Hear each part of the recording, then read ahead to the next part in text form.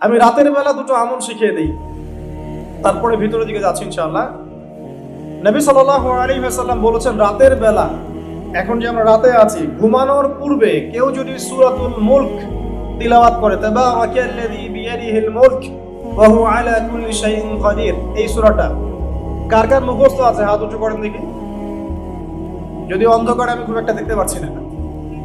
আচ্ছা, মাশাআল্লাহ। নবী সাল্লাল্লাহু আলাইহি ওয়াসাল্লাম বলেছেন, রাতের বেলা যদি আপনি সূরা মুলক তেলাওয়াত করেন, নবী সাল্লাল্লাহু আলাইহি ওয়াসাল্লাম বলেছেন যে সেই ব্যক্তিকে আল্লাহ রাব্বুল আলামিন কবরের আযাব থেকে বাঁচিয়ে রাখবে। আমরা কি কবরের আযাব থেকে বাঁচতে চাই না? আল্লাহ পাক আমাদের সবাইকে সূরা মুলক হিফজ করার তৌফিক দান করুন এবং রাতের বেলা পড়ার তৌফিক দান করুন, এবং যাদের শক্তি সামর্থ্য আছে এটার অর্থ বোঝার তৌফিক দান করুন এবং সেটাকে বাস্তব জীবনে আমল করার তৌফিক দান করুন। আমিন। 2 নম্বর আমল বলে দেই। নবী সাল্লাল্লাহু আলাইহি ওয়াসাল্লাম বলেছেন, রাতের বেলা ঘুমানোর সময় কেউ যদি 3টা সূরা 3 বার করে পড়ে, সূরা ইখলাস 3 বার, সূরা ফালাক 3 বার, সূরা নাস 3 বার। সূরা ইখলাস কোনটা? কুল হুয়াল্লাহু আহাদ। সূরা ফালাক কোনটা?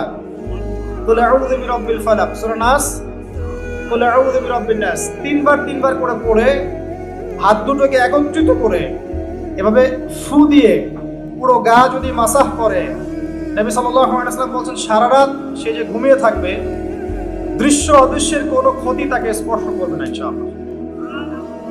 এই আমলটা কি করতে পারি না? আল্লাহ তৌফিক দান করুন। আরেকটা সূরা সম্পর্কে নবীজি বলেছেন, রাতের বেলা কেউ যদি ঘুমানোর সময় পড়ে বিছানায় গিয়ে, আল্লাহ রাব্বুল আলামিন তাকে শিরকের পাপ থেকে বাঁচিয়ে রাখবে ইনশাআল্লাহ আযজা ওয়া জাল্লা। শিরকের পাপ কি? আল্লাহর সাথে অংশীদার করা, যেই পাপের কারণে প্রতি 1099 জন মানুষ জাহান্নামে যাবে। এটা কোন সূরা আগে বলে নেই, এই সূরার নাম হচ্ছে সূরাতুল কাফিরুন। কুল ইয়া আইয়ুহাল কাফিরুন লা আ'বুদু মা তা'বুদুন। এই সূরাটা যে ব্যক্তি রাতের বেলা বিছানায় গিয়ে পড়বে, আল্লাহ রাব্বুল আলামিন তাকে শিরকের পাপ থেকে নিজেই বাঁচিয়ে রাখবেন ইনশাআল্লাহ।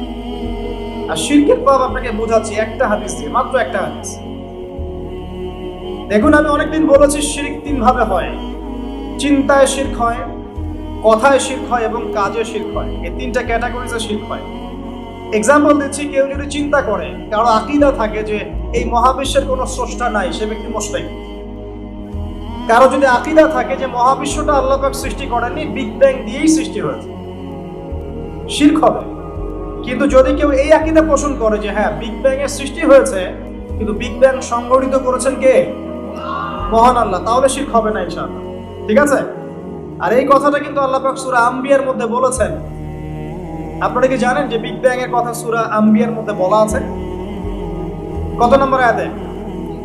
জি, মাশাআল্লাহ। যুবকরা অনেক পড়াশোনা করে, মাশাআল্লাহ। আল্লাহ পাক তাদের জ্ঞান বাড়িয়ে দেখ, দোয়া করি। আল্লাহ পাক বলেছেন, আওয়ালাম ইয়ারাল্লাযীনা কাফারু, যারা কুফরি করেছে বা করছে তারা কি লক্ষ্য করে দেখে না? কি লক্ষ্য করে দেখে না? আন্নাস সামাওয়াতি ওয়াল আরদা কানাতা রাতকান।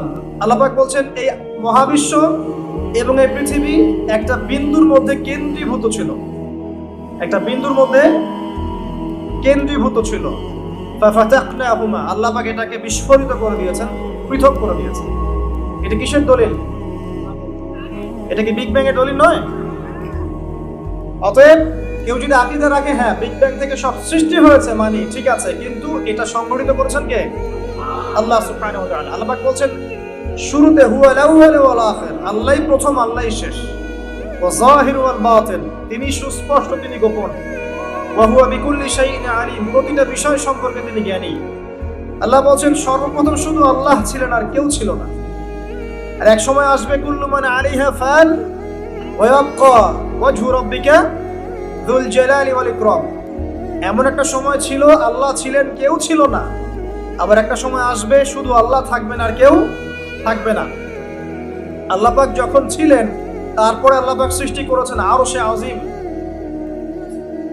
আরশে আজিমের প্রশস্ততা বুঝাতে একটা হাদিসের মধ্যে এসেছে, একটা উদাহরণ এসেছে যে একটা ঢাল, ঢাল মানে ওই যে যুদ্ধের সময়, ওই সময় আগে যে ঢাল ইউজ করা হতো হাতে, এক হাতে তরোয়াল ছিল, এক হাতে কি ছিল?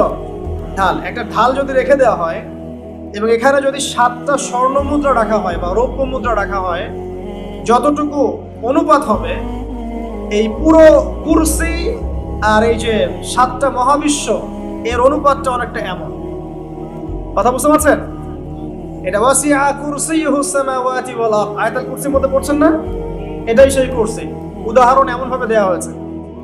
আবার নবীজি বলছেন সাল্লাল্লাহু আলাইহি ওয়াসাল্লাম, ওই ঢালটাকে, পয়সা ভর্তি ওই ঢালটাকে যদি আমরা একটা মরুভূমিতে রেখে আসি, তাহলে মরুভূমির তুলনায় ঢালটা যতটা ছোট, আরশের তুলনায় কুরসি অতটুকু ছোট। আমি কি বুঝাতে পারছি? আর এই আরশের উপরে আছেন আল্লাহ রাব্বুল আলামিন। তাহলে চিন্তা করেন আল্লাহ রাব্বুল আলামিন কত ম্যাসিভ, কত বড়। এটাই বলি আমরা আল্লাহু আকবার। যখন আমরা মাথা নত করি আমরা কি বলি? আল্লাহু আকবার, আল্লাহ পাক সবচেয়ে বড়। এটাই হচ্ছে আকবার শব্দের মিনিং। আমরা বলি সুবহান রাব্বিয়াল আ'লা, এটা আ'লা এর মিনিং।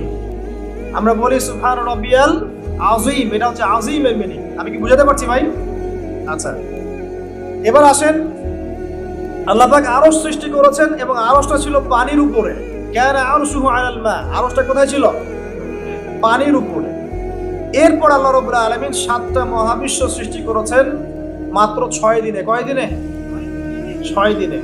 ফি সিত্তাতি আইয়াম আল্লাহ পাক বলেছেন। আর আল্লাহ পাকের একদিন আমাদের কত দিনের সমান? মাশাআল্লাহ, সব জানেন মাশাআল্লাহ। আসেন ওয়াজ করেন মাশাআল্লাহ, এটা ভালো লক্ষণ। আল্লাহ পাকের একদিন আমাদের দিনের হিসেবে কত দিনের সমান? 50,000 বছরের সমান। এটাই বলা হচ্ছে কিয়ামতের মাঠে মানুষ দাঁড়িয়ে থাকবে 50,000 বছর, হিসাব শুরুই হবে না। মানুষ হিসেব শুরু করার জন্য নবীদের দ্বারস্থ হবে। আদম আলাইহিস সালামকে গিয়ে বলবে যে আমরা দাঁড়িয়ে থাকতে থাকতে ক্লান্ত, আল্লাহর কাছে সুপারিশ করেন, অ্যাটলিস্ট আল্লাহ পাক বিচারটা শুরু করুন।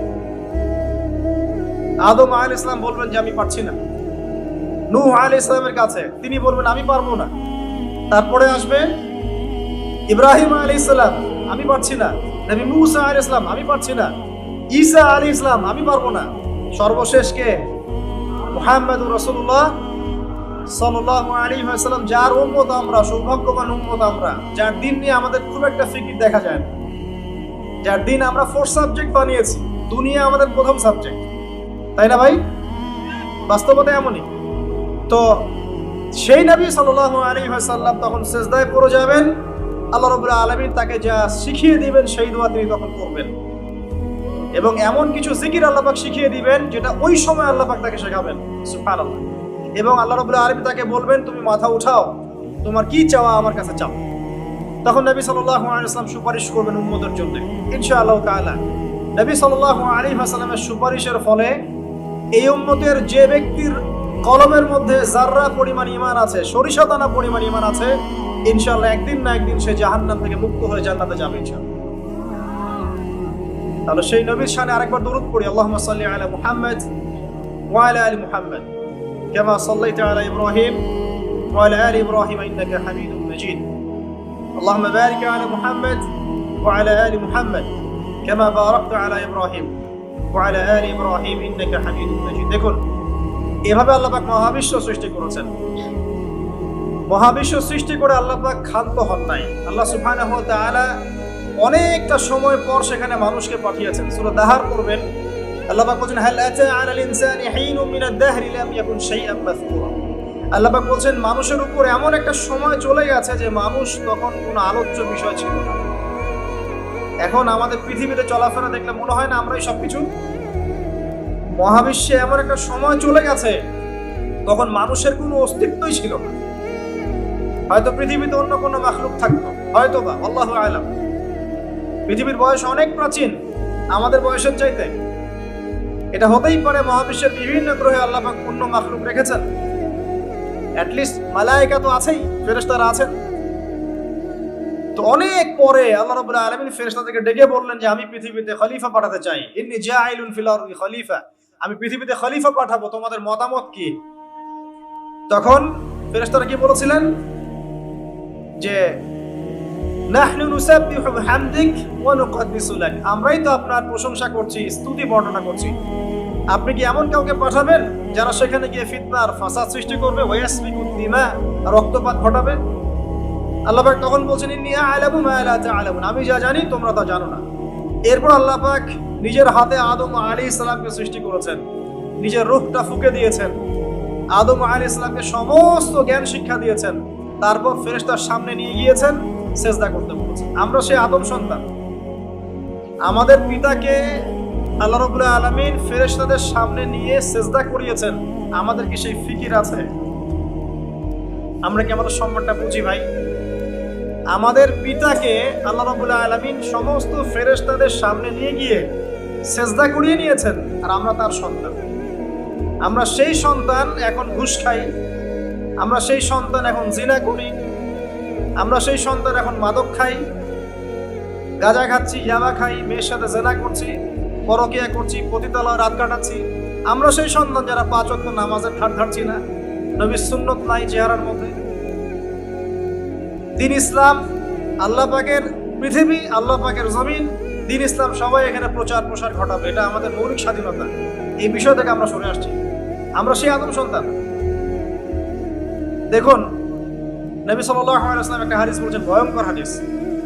কিয়ামতের মাঠে এই যে একটা অবস্থা বললাম, সবাই নবীদের দ্বারস্থ হবে, ঠিক এরকমই আদম আলাইহিস সালামকে আল্লাহ পাক ডাকবেন, ডেকে বলবেন তোমার সন্তানদের মধ্য থেকে জাহান্নামীদেরকে আলাদা করে দাও। আদম আলাইহিস সালাম বলবেন যে ইয়া আল্লাহ, কতজনকে আলাদা করে দিব? আল্লাহ পাক বলবেন প্রত্যেক 1000-এ 999 জনকে জাহান্নামের জন্য আলাদা করো। চিন্তা করতে পারলেন? প্রত্যেক 1000-এ 999 জনকে জাহান্নামের জন্য আলাদা করা হবে। হাদিসটা শোনার সাথে সাথেই সাহাবায়ে কেরাম রাদিয়াল্লাহু আনহু চোখ দিয়ে পানি ঝরঝর করে পড়তো। তখন নবী সাল্লাল্লাহু আলাইহি ওয়াসাল্লাম তাদেরকে বললেন যে তোমরা দুশ্চিন্তাগ্রস্ত হও না, কারণ জান্নাতে যারা যাবে তাদের মধ্যে আমার উম্মতের সংখ্যাই বেশি হবে। তবে সেই কাজ তো কিছু করতে হবে নাকি? সেই কাজের মধ্যে প্রথম যেটা আপনাদেরকে বলছিলাম, 5 ওয়াক্ত নামাজ আল্লাহর ওয়াস্তে জামাতের সাথে আদায় করুন। পারবেন না ভাই? আল্লাহ পাক তৌফিক দান করুন। যত পাপী হয়ে যাক আবার উঠে দাঁড়ান। রাত্রে পর্ন দেখেছেন, তওবা করেন, উঠে দাঁড়ান। আপনার গার্লফ্রেন্ডের সাথে জেনা করেছেন, তওবা করে ফিরে আসেন। মাদক সেবন করেছেন, ইনস্ট্যান্ট তওবা করে ফিরে আসেন। কারো ক্ষতি করেছেন, তওবা করে ফিরে আসেন। মানে আপনি নামাজটা ছাড়েন না। মানুষ আল্লাহর পথে চলতে গেলে সবসময় একই গতিতে চলতে পারে না। আল ঈমান ইয়াজিদু ফিত তাআ ওয়া ইয়ানকুসু ফিল মাসিয়া। বলা হয় ঈমান হচ্ছে আনুগত্য বৃদ্ধি পায় আর আল্লাহর অবাধ্যতায় কমে যায়। আল্লাহর পথে চলতে গেলে হোঁচট খায় মানুষ। অনেক সময় দেখা যায় যে খুব ভালো আমল করছি, মনে হচ্ছে আমি খুব ভালো লেভেলে আছি, ঠিক ওই সময় দেখবেন একটা ভুল হয়ে গেছে। এটা হয় না? বা স্লিপ করে না মাঝে মাঝে? ওই সময় আবার উঠে দাঁড়াবেন, আবার তওবা করে ফিরে আসেন, ওযু করে ফিরে আসেন, আবার জায়নামাজে মুসল্লায় দাঁড়ান, সালাত পড়েন।